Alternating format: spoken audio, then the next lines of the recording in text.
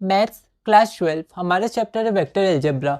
हम सीबीएसई के previous year questions कर रहे हैं जो 2011 से 2023 तक आए हैं।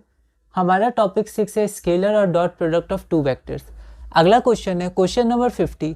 If vector A plus vector B plus vector C is equal to 0 and magnitude of vector A is equal to 5, magnitude of vector B is equal to 6 and magnitude of vector C is equal to 9, then find the angle between vector A and vector B.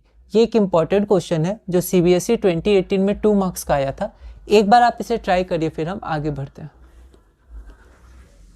तो given में हमारे पास है vector A plus vector B plus vector C is equal to 0 और साथ में क्या given है कि ए का मैग्नीट्यूड, बी का मैग्नीट्यूड और सी का मैग्नीट्यूड जो हमने यहाँ लिख दिया है। हमें फाइंड क्या करना है, तो एंगल बिटवीन वेक्टर ए और वेक्टर बी।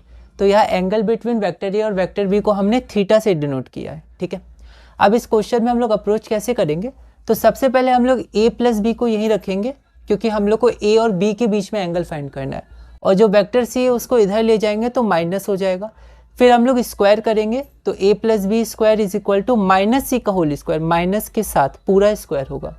अब हमें पता है कि मॉड ए का स्क्वायर होता है, मतलब मॉड ए का होल स्क्वायर होता है vector A dot vector A, तो इसका स्क्वायर हो जाएगा a plus B dot A plus B is equal to, उसी तरह माइनस सी वेक्टर का स्क्वायर हो जाएगा माइनस सी डॉट माइनस सी।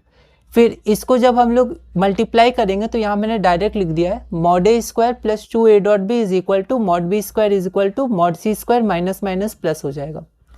अब यहाँ पर मॉड ए इसका वैल्यू हमें दिया है 5, मैग्नीट्यूड ऑफ बी का वैल्यू 6 दिया है और मैग्नीट्यूड ऑफ सी का वैल्यू 9 दिया है। इसको हमने यहाँ पुट कर दिया और a डॉट बी जो हमने एक्सपेंड किया तो ये हो गया magnitude of A into magnitude of B into cos theta.